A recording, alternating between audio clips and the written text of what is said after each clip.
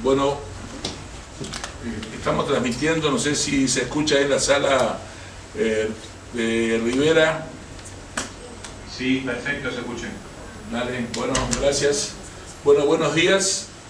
Muchas gracias a los presentes y a los que nos están escuchando en las diferentes salas. El Colegio Médico del Uruguay ha tomado un poco como norma, una vez por mes, hacer fundamentalmente conferencias que se van a subir a nuestra web y se está transmitiendo por las redes de la Fundación Perú Fojí en IFEMI, de toda aquella temática que preocupa a la sociedad en su momento. Es decir, que en este momento preocupa a la sociedad y fundamentalmente a los médicos, ya que nosotros nos debemos a nuestros pacientes el tema gripe. Y bueno, solicitamos a la Cátedra de Enfermedades Infectocontagiosas, dirigida por el profesor Julio Medina, efecto que nos diera la actualización de este tema, de manera que sean utilizados los recursos de la mejor manera y por otro lado, dar la mejor asistencia, fundamentalmente de alta calidad a todos nuestros pacientes. Por lo tanto, le agradezco al profesor, así como a todos los integrantes de la cátedra por haber colaborado con nosotros y fundamentalmente con los pacientes. Así que muchas gracias por estar. Y bueno, les informamos que posteriormente a las charlas se va a dejar, si quieren hacer alguna pregunta, la pueden enviar por celular. Gracias. Muchas gracias al doctor Campos. Es la segunda actividad que hacemos esta solicitud del Colegio Médico del Uruguay. La primera fue hace unos meses con el tema de dengue y chikungunya. Y bueno, ahora vamos a presentar gripe. Brevemente voy a presentar algunas cosas. Así. El programa es o sea, tengo el enorme placer de poder coordinar una mesa donde voy a presentar una pequeña introducción, pero el doctor Henry Albornoz mostrará la situación epidemiológica actual, es profesor adjunto de la Cátedra de Enfermedades Infecciosas. A continuación, la doctora Graciela Pérez, que también es profesora adjunta de la cátedra, mostrará aspectos clínicos y algunos aspectos de vacunas. Y finalmente, la doctora Paciel, profesora adjunta de la cátedra, hablará de tratamientos antivirales. La próxima. Voy a mostrar 3 o 4 diapos de lo que aprendimos de la pandemia del año 2009. Por algunas cosas incluso nos pueden servir para ver qué es lo que nos está pasando ahora. Esto está publicado en la revista Paciente Crítico, que es de la Sociedad de Medicina Intensiva. La próxima. Esto fue un estudio multicéntrico que coordinamos sobre 30 unidades de terapia intensivas en nuestro país para evaluar un poco las infecciones respiratorias agudas graves con sospecha de influenza que ingresaban a las UCIs de nuestro país. Ustedes ven ahí en color azul o azul más fuerte, no lo veo bien de aquí. Son todas las gripes confirmadas por H1N1, fueron 83 en total. Luego tuvimos test por influenza A positivo, no se confirmó por biología molecular, un 5% más. Y luego tenemos distintas situaciones en que había alta sospecha de gripe, neumonías virales clínicamente confirmadas, fue 1 de cada 4, y luego neumonías mixtas o alveolares o sin foco, que eran sobre todo pacientes con broncoespasmo o crisis asmáticas. El N total fue de 299 pacientes. En el contexto epidemiológico de ese momento pensamos que la enorme mayoría de los no confirmados finalmente serían probablemente gripes. La siguiente. Y lo primero que les quiero mostrar era la coinfección. Más o menos 1 de cada 5 pacientes con infecciones respiratorias agudas graves, entonces por H1N1, en un porcentaje interesante confirmado, tenían una coinfección bacteriana, y lo que quiero destacar es que la mayoría eran por Streptococcus pneumoniae, como pueden ver ahí, en 43 casos de los 55. Staphylo aureus meticino sensible fueron en 3 casos. SAMAR con perfil comunitario fue solo un caso. Luego tuvimos Candida albicans y tuberculosis en algunos casos. Claramente el neumococo era el microorganismo que predominaba en las coinfecciones en la gripe pandémica del año 2009. Y esto tiene una implicancia terapéutica, digamos, ¿no? La próxima.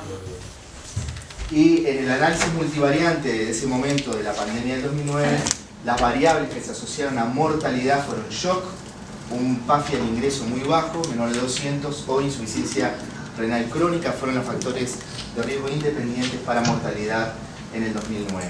La próxima. Así que la mortalidad cruda en ese momento para este multicéntrico de 30 UCIs en nuestro país fue de 35%. Hay un dato interesante ahí que 13% de los pacientes no tenían ninguna comorbilidad previa, y ahora le preguntaremos a Henry cuando él haga su presentación cómo venimos ahora con ese porcentaje, creo que es medio similar. Hubo un 18% de coinfección, sobre todo por Streptococcus pneumoniae, y también 1 de cada 5 pacientes desarrolló una neumonía social ventilador en evolución. Y los factores de riesgo independientes fueron shock, un PAFI bajo y la insuficiencia renal crónica como comorbilidad. La próxima. Algunas de las cosas que se van a decir hoy pueden consultarlas en la página web de la Cátedra de Enfermedad Infecciosa, que la pueden ver ahí arriba. Como la primera actualización que sacamos fue de vacunación contra la gripe en el año 2016. La próxima. Y la siguiente actualización que sacamos hace pocas semanas fue, también está colgado en la página web de la cátedra, gripe, diagnóstico de severidad, uso de antivirales y medidas generales. Pueden consultarlo ahí y tendrán un poco más de material para poder estudiar. La próxima. Bueno, nada más, era como una introducción. Le quería pedir a Henry que nos hiciera una presentación sobre la parte epidemiológica. Gracias, Julio.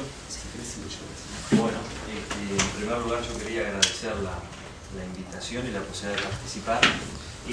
Yo voy a mostrar los datos que disponemos desde el Ministerio de Salud Pública. Fundamentalmente son datos de la Unidad de Control de Infecciones Hospitalarias y con datos obviamente apoyados por el Laboratorio de Salud Pública, que es el que hace los estudios virológicos.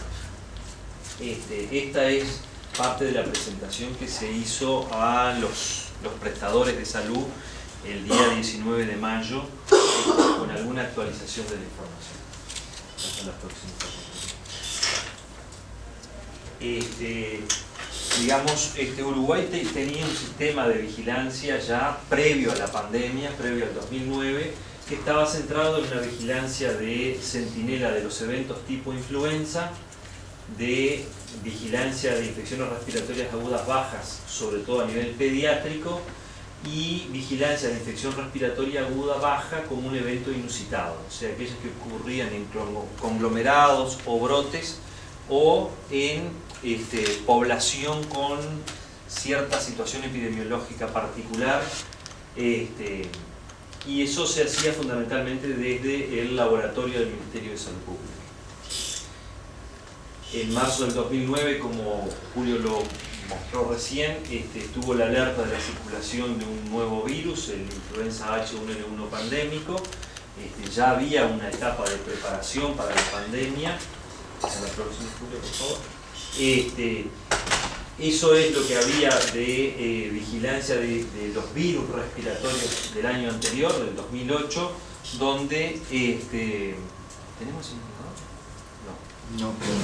Donde ustedes ven que fundamentalmente, como esto era principalmente de niños, predominaba el BRS y había influenza B, que es el que está en verde. Había un H1 circulando que obviamente era distinto al H1N1 pandémico. Esa era la situación del 2008 y esta es la situación epidemiológica habitual. Nosotros tenemos, como país de clima templado, con una estacionalidad relativamente bien marcado, una circulación de virus respiratorios que predomina en los meses invernales. La próxima, Julio, por favor. Esto fue lo que pasó en el 2009, donde obviamente hubo casi que una sustitución de la circulación viral por el H1N1 pandémico. Hubo alguna circulación de virus incisional respiratorio, como hay todos los años, y algún virus de tipo A no subtipificado en ese momento, pero lo que predominó en ese momento fue el H1N1 pandémico.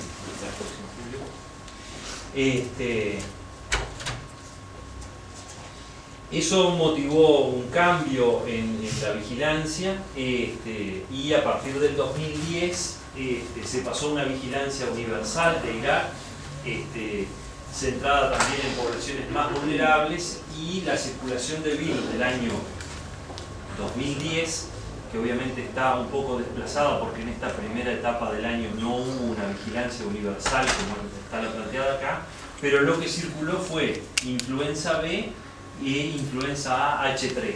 Como ustedes ven, en ese año prácticamente el H1N1 no circuló. La próxima, Julio, por favor. Esto es lo que pasa habitualmente cuando lo vemos año a año. Hay una ocupación de las camas, tanto de las camas hospitalarias como de las camas de las unidades de cuidado intensivo, que año a año son ocupadas por pacientes con infecciones respiratorias agudas graves. Esto que es visto anualmente, la próxima, Julio, cuando lo vemos en la distribución mensual o por semanas epidemiológicas, mejor dicho, vemos que, como decíamos, tenemos una estacionalidad que habitualmente empieza a aumentar alrededor de la semana 20, llega a su pico habitualmente, esto es para el año 2014, pero ahora vamos a ver los datos del 2015, llega a su pico habitualmente entre las semanas 26 y 28, 29, que es julio fundamentalmente, y después desciende. Esto ocurre para los ingresos hospitalarios y habitualmente llegamos a un 4 o 5% como máximo de ocupación de las camas globales de los hospitales por infecciones respiratorias agudas, y esto es las camas de unidades de cuidado intensivo, que habitualmente en el pico llegamos al entorno del 8, 10, 12%, dependiendo de la intensidad de circulación de cada año. La próxima, por favor. Esto fue lo que pasó en el 2015, no muy distinto a lo que venía pasando en años anteriores. Esto es 5%, o sea que estuvo en 3% más o menos la ocupación hospitalaria. En el pico, como yo les decía, el 1% es más o menos, si uno mira el promedio de todo el año, pero esta estacionalidad hace que en el pico lleguemos a estas cifras. La próxima. Y esto fue lo que empezó a pasar en el 2016 en forma un poco adelantada. Fíjense que para la semana, ya en la semana 16 y 17, esto es fin de abril, estábamos con ocupaciones hospitalarias próximas al 5% y ocupaciones en unidades de cuidado intensivo que superaban el 10%, que obviamente es más alta que la que tuvimos o que tenemos en los picos invernales de los últimos años, que fueron años no de una intensa circulación viral, fueron inviernos relativamente suaves, sin mucho frío y con una circulación viral que no fue muy intensa, sobre todo de influenza, porque este pico en general, esta estacionalidad está determinada fundamentalmente por influenza. Pasa a la próxima, Julio. Esto es lo que nosotros tenemos, digamos, de circulando habitualmente, y nuestra vigilancia tiene siempre un componente pediátrico que está dado por el Hospital Pereira Rosell, con lo cual eso siempre, digamos, hay como una representación muy importante de los niños en la vigilancia de los virus respiratorios. Por eso el BRS siempre está como muy presente también. La próxima. En el 2012 la circulación en cuanto a influenza fue de H3 y después de influenza B. La próxima. En el 2013 fue un año en el que hubo como una segunda circulación importante de H1N1, obviamente centrado en la estacionalidad habitual que veníamos diciendo, y como decíamos siempre, BRS, y hubo una cocirculación de H3 ese año, con casi que nada de circulación de B, muy escasa circulación de B. La próxima. El 2014 fue muchísima circulación de BRS, algo de influenza A, H3 y algo de influenza B, que estuvo como muy distribuido. No hubo una parte del año en el cual se hubiera concentrado. La próxima, por favor. Y estos son los datos del 2015, que es el año anterior, en el cual habíamos tenido circulación de influenza H3 y de influenza B, que inclusive una circulación tardía de influenza B, si ustedes recuerdan, hubieron casos de influenza B hasta en octubre y en noviembre, como una cosa particular del año 2015. Pasa a la próxima, por favor. Y esto es lo que teníamos hasta la semana 19 de circulación viral, donde empezaba a aparecer la circulación de H1N1, el H1N1 pandémico del 2009. De ahí para acá, yo no tengo la actualización, pero ha pasado a predominar el H1N1 del 2009, y ha disminuido un poco la circulación de virus sincicial respiratorio cuando miramos la globalidad. Eso es distinto en adultos y en niños. En niños predomina francamente el H1N1 del 2009, perdón, en adultos, no sé si dije bien, en adultos predomina francamente el H1N1 del 2009, y en niños todavía sigue predominando la circulación de virus sincicial respiratorio. La próxima, por favor. Esto es simplemente para recordar que esta información está disponible en la página web del Ministerio, que si se entra a esta página tiene la posibilidad de abrir este panel, y este panel da la posibilidad de sacar datos país de la circulación de los virus, de la proporción de internados, de la proporción de ocupación en unidades de cuidado intensivo y de camas hospitalarias. El único inconveniente que estamos teniendo ahora en este momento es que si uno hace pone el periodo acá del 2016 y tira las gráficas, estamos teniendo un inconveniente que les va a mostrar que lo que hay de A es no subtipificado, pero eso es un problema del sistema que todavía no hemos podido arreglar. En realidad todo lo que aparece como no subtipificado es influenza A, H1N1 pandémico. Hay un problema con las etiquetas ahí, cómo etiqueta la gráfica, pero eso vamos a tratar de resolver en la próxima. Esto es simplemente para mostrar cómo la circulación de virus es un poco diferente en adultos y en niños. Lo que venimos diciendo, en niños predomina el VRS, y en adultos predomina influenza, independientemente de qué tipo de influenza. Obviamente acá en amarillo está el H1N1 pandémico. Esto es todo el periodo del 2011 para acá, y está muy sobre representado el H1N1, pero los otros son influenza A e influenza B influenza A de otros tipos, e influenza B, que como ustedes ven son casi el 80% o más habitualmente de la circulación de los virus respiratorios en adultos.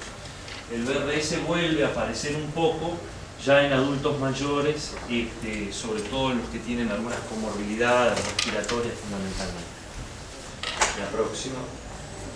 Y esto es para mostrar cómo habitualmente los pacientes que ingresan a los hospitales tenemos una proporción de ingresos a las unidades de cuidado intensivo que es diferente en adultos y en niños. En los niños, tanto con o sin comorbilidad, ingresan alrededor de un 12 a 13%, cuando lo vemos globalmente, el 12,4% de los niños que ingresan a los hospitales con infecciones respiratorias agudas requieren ingreso a la unidad de cuidado intensivo. En adultos, la proporción es un poco mayor, es el 20%, y es muy distinta si el adulto tiene comorbilidad o no. En los adultos sin comorbilidad, los ingresos a la unidad de cuidado intensivo, esto es para el año 2015, pero fue igual para el año 2014, está en el entorno del 15%, y el adulto que tiene comorbilidad, casi un cuarto o más de un cuarto de ellos terminan requiriendo ingreso a la unidad de cuidado intensivo. Esto es para mostrar cómo en realidad mucha de la morbilidad de la infección respiratoria aguda está vinculada fundamentalmente a la comorbilidad que el paciente tiene. El paciente que no tiene comorbilidades tiene, en primer lugar, menos riesgo de ingresar al hospital, pero si ingresa al hospital tiene menos riesgo de ir a la unidad de cuidado intensivo. De hecho, el ingreso a la unidad de cuidado intensivo está más vinculado a la descompensación de las comorbilidades, es lo que vemos, descompensaciones de insuficiencia cardíaca, de enfermedades pulmonares crónicas, fundamentalmente de POC, pero bueno, también de asma y de otras enfermedades respiratorias, y no tanto por el hecho de la infección respiratoria viral, sino que son más las comorbilidades las que terminan determinando el ingreso a la unidad de cuidado intensivo. La próxima, y algo similar pasa con la mortalidad al alta. Esto fue para el 2015, en el 2015 no hubo mortalidad en los niños, independiente de que tuvieran o no tuvieran comorbilidades. En adultos, la mortalidad de los que ingresan con infecciones respiratorias agudas a los hospitales fue de casi un 8%. Esa es parece ser la mortalidad habitual de las infecciones respiratorias agudas que ingresan. Los reportes actuales de otros países de la región, por ejemplo Brasil en esta situación, que se ha hablado mucho por la prensa y está establecido, y digamos, hay un número muy importante cuando uno mira el número absoluto de fallecidos, pero en realidad la mortalidad de los ingresados con influenza A en Brasil está en el 8%, o sea que no es distinta a la que nosotros tuvimos en el año 2015 para los ingresados con infecciones respiratorias agudas a los hospitales. Y obviamente la mortalidad en adultos es muy distinta de los que no tienen comorbilidad de los que tienen comorbilidad. Casi 12% en los pacientes que tienen comorbilidades y 4% en los que no tienen comorbilidades. No tienen comorbilidades de las que nosotros registramos en nuestro sistema de vigilancia, porque también hay que decir que no es que se registren todas las comorbilidades. Es muy probable que alguno de estos fallecidos tenga alguna comorbilidad, pero que no es de las que nosotros registramos, porque hay comorbilidades excepcionales que a veces no se registran. Miastenia gravis, por ejemplo, es relativamente poco frecuente, no está dentro de las comorbilidades que nosotros registramos, pero quizás, digo lo mismo para otras enfermedades neurológicas o para otro tipo de enfermedades poco frecuentes que pueden estar ahí. De las comorbilidades más frecuentes, como decimos, y las que siempre se registran, son las que hablábamos: la cardiovascular, la respiratoria, se registra la diabetes, se registra el embarazo, se registra la obesidad mórbida, la inmunosupresión. Obviamente esos están todos acá, y bueno, y son en esos enfermos las infecciones respiratorias agudas graves, cuando se internan, tienen una mortalidad que no es despreciable al alta. La próxima, Julio, por favor. Entonces yo, como resumen, diría que de esto de las infecciones respiratorias agudas graves, que es la forma de vigilancia epidemiológica que nosotros tenemos de las infecciones respiratorias, y dentro de ellas de las infecciones por influenza, globalmente el 1% de los ingresos hospitalarios son por este tipo de infecciones respiratorias. Habitualmente 3 a 5% de los ingresos a las unidades de cuidado intensivo. Se identifica un agente viral cuando se envían las muestras en forma oportuna. La metodología de recolección de la muestra es la adecuada y la forma de conservación y de transporte es la adecuada en un 35 a 40% de los casos. Nosotros, como país templado con estacionalidad, tenemos una estacionalidad en la ocurrencia de las infecciones respiratorias y obviamente de influenza. Habitualmente la circulación de influenza está en el entorno de las 8 a 12 semanas, habitualmente en los brotes invernales, en los brotes estacionales habituales que tenemos. Obviamente tenemos una variación interanual muy clara en la circulación de los virus. Hay años en los cuales predomina influenza de un tipo, otros años predomina influenza de otro tipo, y tenemos también una ocurrencia a lo largo del año que es un poco distinta en adultos y en niños, como veíamos. Mayor peso de influenza en adultos, como decíamos, y de virus incisional respiratorio en los niños. terminan ingresando a las unidades de cuidado intensivo de los pacientes que ingresan a los hospitales con infecciones respiratorias agudas graves, el 15 a 20%, menos del 10% en los niños y más del 20% en los adultos, fundamentalmente asociado a la presencia de comorbilidades. La mortalidad global es baja, es mayor en los pacientes adultos, también, así como los ingresos a la unidad de cuidado intensivo, fundamentalmente asociada a la presencia de comorbilidades. Y bueno, y en el año 2016 estamos teniendo, mejor dicho, una nueva circulación de influenza A H1N1 pandémico. Esta circulación se inició un poco más temprano de la estacionalidad habitual. Como les mostré en la gráfica, empezó la circulación en fin de abril, primeras semanas de mayo, y fue para ese momento del año de una mayor intensidad que la habitual. ¿Qué ha pasado de ahí para acá? Bueno, de ahí para acá, de la información que disponemos, tanto de la vigilancia de infecciones respiratorias agudas graves, de estos 7 hospitales de infecciones respiratorias agudas graves, eso dejó de aumentar y se ha estabilizado. Lo mismo que los ingresos a la unidad de cuidado intensivo, que en algún momento llegó a casi la ocupación de las camas de unidad de cuidado intensivo en algún momento llegó a ser del 15% por infecciones respiratorias agudas graves, y en estas últimas 2 semanas eso se ha estabilizado y tiende a bajar. No sabemos cuál va a ser la evolución de eso.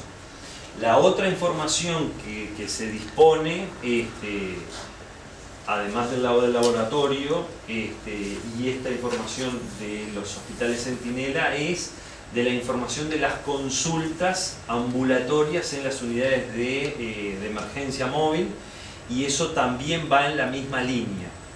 Va en la línea de que hubo un aumento muy importante, con una pendiente en ascenso muy clara, que llegó a un pico ahí en el entorno de la semana 20-21, y en estas últimas 2 semanas eso se ha moderado y se ha estabilizado. No sabemos cuál va a ser la evolución, pero bueno, en estas últimas 2 semanas la situación no sigue en aumento. Creo que esa es la última. Sí, esa es la última. Bueno, muchas gracias.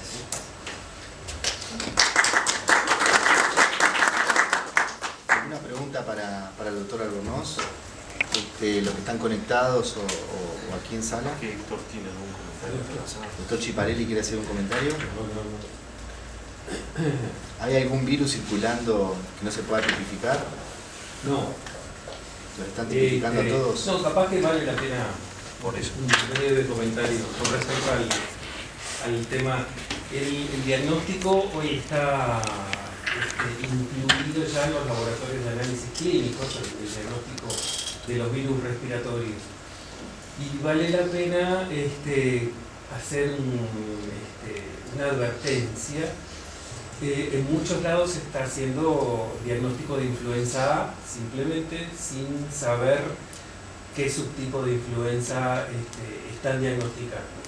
Y en otros lugares donde sí tienen capacidad como para hacer, sobre todo biología molecular, tienen algunas niveles de sensibilidad y especificidad que no están muy ajustados. Esto es, puede pasar de que tengan posibilidad de hacer diagnóstico de influenza A y de no subtipificarlos. Eso es una alerta desde el punto de vista epidemiológico, porque deben de avisar a la autoridad sanitaria de que eso les está pasando, y obviamente derivar la muestra al laboratorio de salud pública para poder nosotros hacer esa subtipificación con procedimientos más sensibles, con determinado kits que es solamente para los centros de referencia de influenza.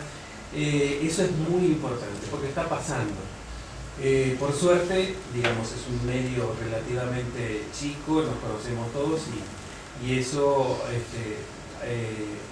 no es por una cepa diferente, no es por un virus diferente, simplemente que hay un límite de sensibilidad para los procedimientos comerciales que se están manejando actualmente y directamente no se pudo subtipificar porque la carga viral en la secreción respiratoria no era lo suficiente como para poder subtipificar esos virus. Eso puede pasar también porque, como decía el doctor Albornoz, el periodo en la toma de muestra también incide en la capacidad de recuperación.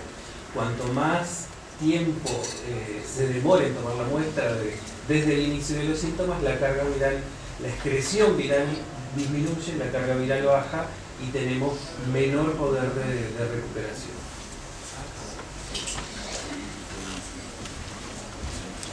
Gracias, Víctor. ¿Alguna pregunta? Sí.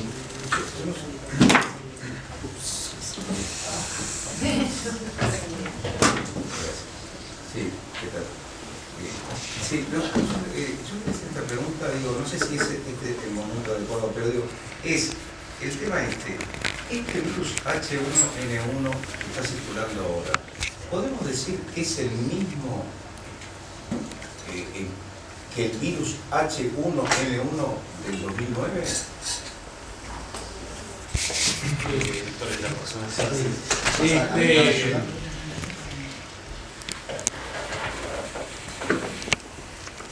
En principio, lo que la vigilancia internacional no ha dado ninguna alerta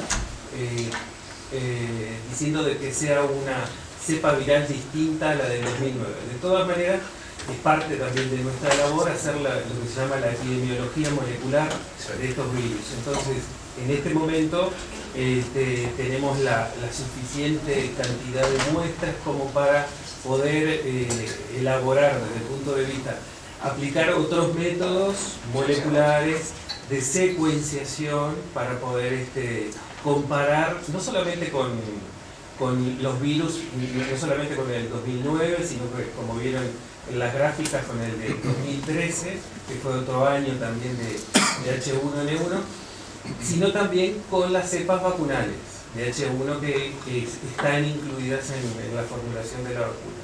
Es una manera de tener una visión desde adentro, desde dentro del virus, saber qué es lo que le está pasando. Sobre todo, hay dos fragmentos del genoma, es un virus fragmentado, es un virus que tiene 8 segmentos. El segmento de la hemaglutinina, que es la que se une a los receptores celulares, y el de la neuraminidasa, que es el que además utilizamos como molécula blanco para neutralizarse, ¿no? Como antiviral. Eso se hace y no ha demostrado ningún. La variabilidad de estos virus desde el punto de vista genético, para que causen tiene que ser una variabilidad mayor, ¿sí? Que no se da de un año a otro. Esos son variantes menores, que no se traducen desde el punto de vista antigénico forzosamente, ¿sí? Entonces, cuando hay una variante mayor, que es lo que nos pasó previo al 2009, fue un ingreso de un virus H1N1 que no circulaba hace muchísimos años y encontró a muchísima población susceptible. Pero en este momento, hasta ahora no hay evidencias de una variante importante en el H1N1. Bien. Solo un comentario. A ver, esta circulación que estamos teniendo nosotros la tuvo Estados Unidos en el invierno del hemisferio norte, tardíamente, no la circulación, digamos, con la estacionalidad habitual, sino que empezó como un poco más tardío, fin de enero, febrero, ahí. La tuvo América Central y el Caribe, que ellos no tienen una estacionalidad tan marcada como país de clima más tropical. Cuando uno mira lo que pasó en Brasil, uno encuentra que el norte de Brasil lo empezó a tener también en enero, y bueno, y ya San Pablo y la región sur de Brasil, digo, de hecho, las primeras noticias, digamos, llegaron a fin de febrero, marzo, de que en San Pablo había empezado a circular y que tenían casos de H1N1 con internaciones en marzo, también mucho más anticipado de lo esperable. O sea que esta circulación parece haber como empezado en el hemisferio norte en el invierno, por lo menos en Estados Unidos, circuló en América Central y el Caribe. De hecho, Costa Rica y esos países han comunicado que mantienen cierto grado de circulación. En el norte de Brasil empezó en enero, febrero y ha ido como, digamos, trasladándose hacia el sur. De hecho, la situación que tenemos nosotros de un inicio anticipado también la tuvo Brasil fundamentalmente, y como decía yo, en San Pablo ya fin de febrero, marzo, y la tiene también Argentina. O sea que es como toda una circulación del cono sur, por lo menos de este lado de la costa atlántica, que parece ser el mismo virus y también anticipado respecto a la estacionalidad habitual. Muchas gracias, Henry. Le vamos a pedir a Graciela que en los próximos 20-25 minutos nos hable un poco de aspectos clínicos y vacunación. Bueno, buenos días a todos. Destacando Henry, tiene una alta morbilidad en jóvenes, con una mortalidad más elevada en dos grupos etarios, que son los niños pequeños y los adultos mayores, sobre todo aquellos que tienen comorbilidades. Entonces vemos esta típica gráfica, vemos cómo en la línea roja está la mortalidad, como la mortalidad es mayor en los adultos mayores, y las hospitalizaciones son la línea celeste. Vemos que son mayores en los pequeños, o sea, estamos siempre viendo los grupos de riesgo, menores de 5 años y los adultos mayores de 65, y las consultas de la misma manera, ¿verdad? Son mayores en estos grupos etarios. Esta es la definición de caso de gripe según la OPS, que es un cuadro respiratorio alto, de más de 2 días de evolución, con fiebre alta, cefaleas, mialgias y alguno de los siguientes: tos no productiva, rinitis, coriza y angina. La próxima. Ahora tenemos que tener claro que no siempre los pacientes con gripe presentan este cuadro tan florido. Muchas veces puede ser incluso asintomático o con síntomas muy leves, y eso es importante tener en cuenta en el personal de salud. El personal de salud muchas veces son adultos sanos que tienen síntomas leves, que van a trabajar enfermos y que le transmiten la enfermedad a los pacientes, y por eso pueden haber incluso brotes nosocomiales. Entonces, bueno, la clínica es una incubación de 1 a 4 días, puede cursar asintomático con esos síntomas que dijimos previamente, fluidos, con fiebre muy alta, con mucho malestar general, con mucha acromialgia. Y cuando está circulando la gripe, en un 60 a un 77% de los casos, se confirmaría la infección por influenza cuando el virus está circulando. La próxima. Cuando decimos que la gripe no es complicada, cuando es este cuadro que dijimos recientemente, y que a veces también puede tener síntomas gastrointestinales. La próxima. ¿Cuáles son las complicaciones que puede presentar un paciente que presenta gripe? Puede ser desde sinusitis bacteriana, otitis, a cuadros más graves, más importantes, como las neumonías, que pueden ser virales primarias o bacterianas secundarias, o coinfecciones, virus y bacterias.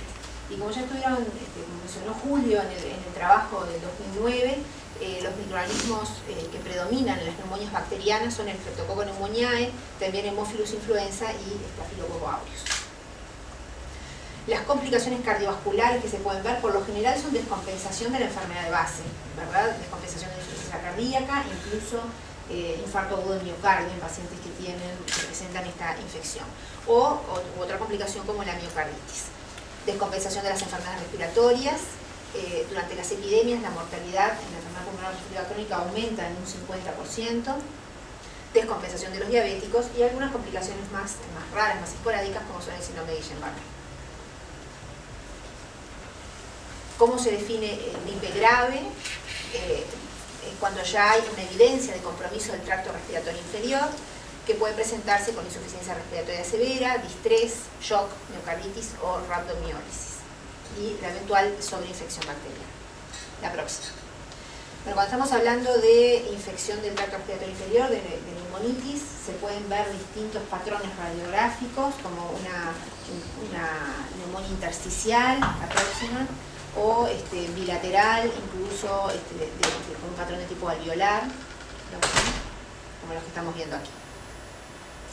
La siguiente.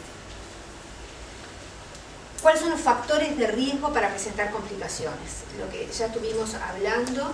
Los adultos mayores de 65 años, que por la inmunosenescencia propia de la edad, pero también son quienes lo más probable es que tengan también comorbilidades. Las mujeres embarazadas y las puérperas, esto quedó bastante claro durante la pandemia del 2009, cómo estas pacientes se complicaban. Ahora vamos a ver un poquito más datos de esto.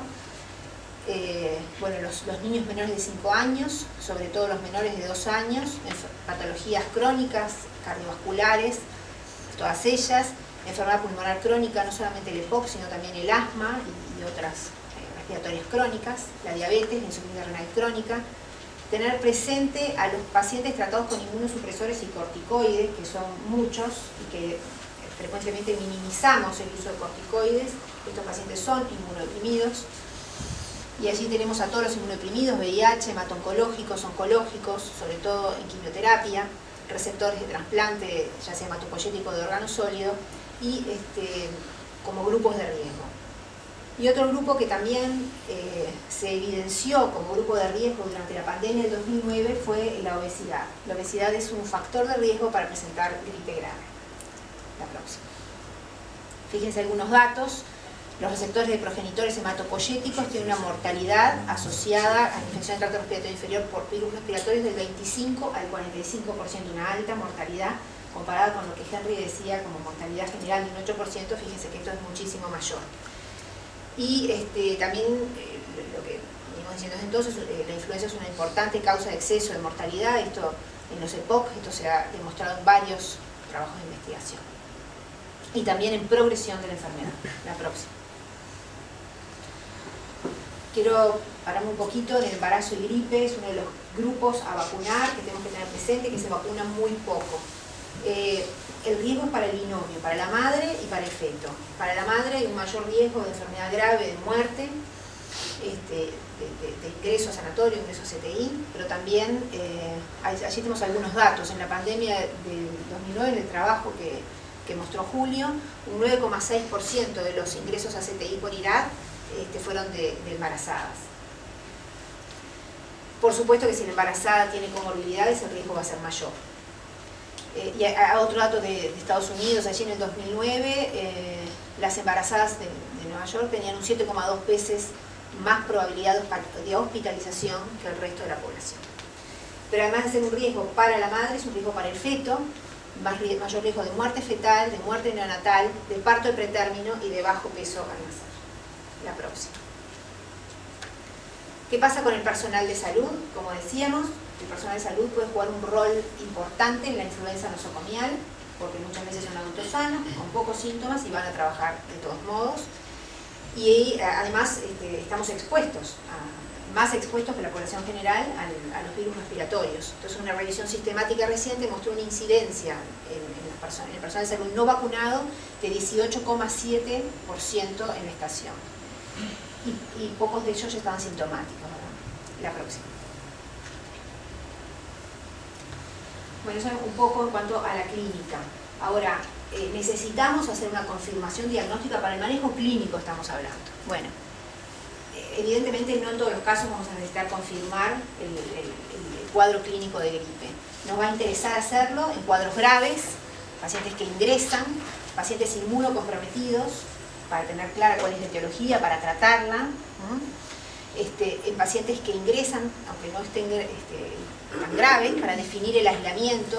Muchas veces se puede, sobre todo en pediatría, hacer aislamiento por cohortes, y para definir el tratamiento. Eso desde el punto de vista clínico. Por supuesto que también importa desde el punto de vista epidemiológico, con fines epidemiológicos en los centros centinelas, ¿verdad? La próxima. algún detallito de cómo se debe tomar la muestra, si vamos a hacer un diagnóstico etiológico. En el adulto lo que se hace es un hisopado nasal con un hisopo de Dacron, que aquí está cómo se toma la muestra, en la fosa nasal, bien profundo, y se debe mandar rápidamente en el tubo correspondiente con el medio de transporte. La próxima. En los niños, sobre todo lo que se hace es el aspirado nasofaringio. La próxima. Y los métodos que disponemos para diagnóstico clínico en la mayoría de los centros pueden ser métodos de detección de antígenos virales, y allí tenemos las pruebas rápidas, como vemos abajo, que tienen la ventaja de que en pocos minutos podríamos tener el diagnóstico, tienen menor sensibilidad, y también los paneles respiratorios que detectan antígenos virales y que pueden detectar distintos virus respiratorios, ya sea influenza A, influenza B, respiratorio sincicial, etc. Algunos centros también cuentan con el diagnóstico molecular, que es más sensible, más específico, más costoso y demora más tiempo. La próxima. Bueno, el aislamiento viral, que evidentemente no es para manejo clínico, sino que esto es para epidemiológico. Algunos puntos a tener en cuenta es que la rentabilidad es mayor en los primeros 3 días de síntomas, porque hay una mayor excreción viral. Los niños tienen una excreción viral más prolongada, que nos permiten encontrar el virus durante más tiempo. Los inmunocomprometidos también tienen una excreción viral más prolongada. Cuando lo que el paciente presenta es una neumonía, la mayor rentabilidad está en el lavado bronquiolabiolar, no en el exudado. Por supuesto, eso cuando los pacientes están ventilados. La sensibilidad y especificidad son variables con las técnicas de detección. Y lo que tenemos que tener claro es que pueden ser falsos negativos, es decir, si la sospecha clínica es elevada de influenza, no descartarlo porque el método diagnóstico no es negativo. La próxima. 2 palabras del virus, que ya lo estuvo diciendo Héctor, pero para entender un poco las vacunas. El virus influenza es un virus ARN envuelto, hay 3 tipos de virus, A, B y C. El A y el B son los que tienen mayor importancia clínica. Y en el virus influenza A hay glicoproteínas de superficie llamadas hemaglutinina y neuraminidasa, que los va a subtipificar en subtipos. Próximo. En influenza B solamente es un virus patógeno de los humanos, no hay reservorios animales, por lo tanto no causa pandemias, y solamente causa brotes estacionales, y hay 2 linajes, que es el Yamagata y el Victoria. El próximo.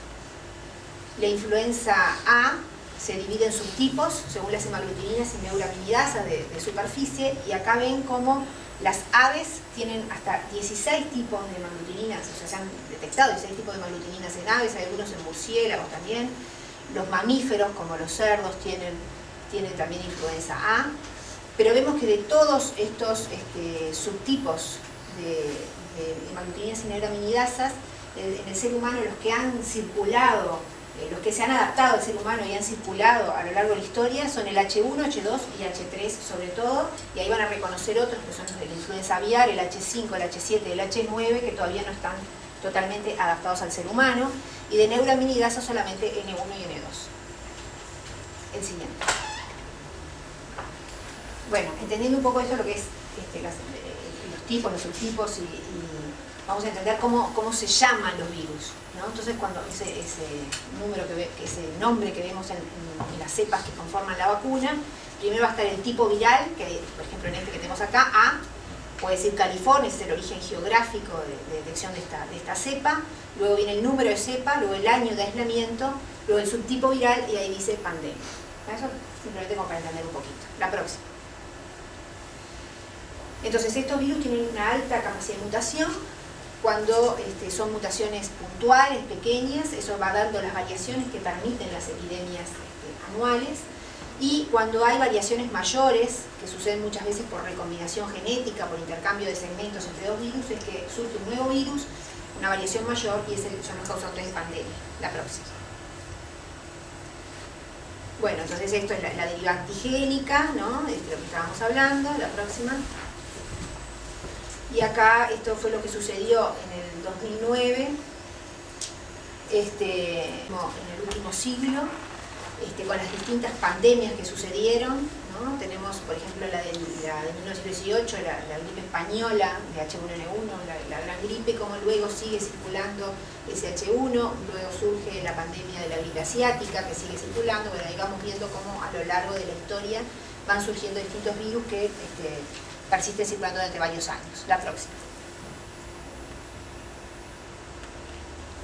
La otra. Bueno, entendiendo, eso era muy breve como para mencionar cómo eran los virus, vamos a ver entonces la vacuna de la gripe, cómo está constituida y, bueno, básicamente cómo se debe administrar. Las vacunas de la gripe que se administran en Uruguay son inactivadas. No hay acá la vacuna viva atenuada que sí hay en otros países como Estados Unidos, que es nasal. Las que tenemos acá son todas inactivadas y pueden ser trivalentes o cuadrivalentes. Son virus, utilizan virus fraccionados, que se llaman split vaccines, o antígenos de superficie. O sea, nunca está, por lo general las vacunas más modernas no tienen el virus entero. Y las cepas que contienen son de virus recomendadas por la Organización Mundial de la Salud según lo que circuló en el otro hemisferio. Es decir, la recomendación es en el hemisferio sur para lo que circuló anteriormente en el hemisferio norte. La vacuna trivalente, que es la que tenemos disponible por el Ministerio de Salud Pública, tiene estas cepas: el A California 7 2009 H1N1, A Hong Kong 4801 2014 H3N2 y la B del linaje Victoria, B Brisbane 60 2008. Hay también en Uruguay disponible otra vacuna del laboratorio Sanofi, que es cuadrivalente, que quiere decir cuadrivalente porque agrega además el otro linaje de virus B, que es el Yamagata. Estas vacunas tienen todas 15 microgramos del antígeno y hay algunas vacunas disponibles en otros países que tienen mayor cantidad. La próxima. ¿Cuál es la eficacia de la vacuna? Bueno, va a depender de la concordancia con las cepas circulantes en primer punto, ¿sí? Que por lo general en todas las estaciones durante los últimos años siempre ha habido concordancia con las cepas circulantes. La eficacia por lo general es alta, de un 70 a 90% para menores de 65 años. Hay que tener claro que las personas con comorbilidades, los inmunodeprimidos y los adultos mayores, la eficacia es menor. ¿Y por qué vacunarse todos los años? Por dos motivos. Porque los virus pueden ir cambiando, los virus que circulan de un año al otro, y la vacuna se tiene que adaptar a estos virus que circulan, pero además la inmunidad por lo general no dura más de un año. Depende del individuo, sobre todo los inmunocomprometidos y los adultos mayores, la inmunidad que provee la vacuna no dura más de un año. La próxima. Entonces, ¿a quiénes vacunar? Lo que está claro que dice el Ministerio, pero vamos a repasarlo. Las embarazadas, quedó claro por qué, por el mayor riesgo de enfermedad tanto de la embarazada como del niño.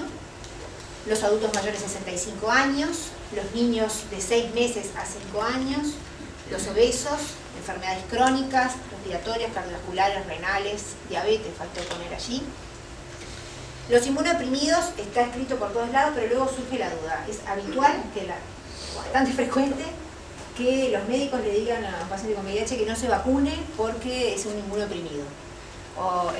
Hay que tener claro que estas vacunas son inactivadas, es decir, que no tienen ningún riesgo para los inmunodeprimidos, todo lo contrario, son el grupo que se debe vacunar.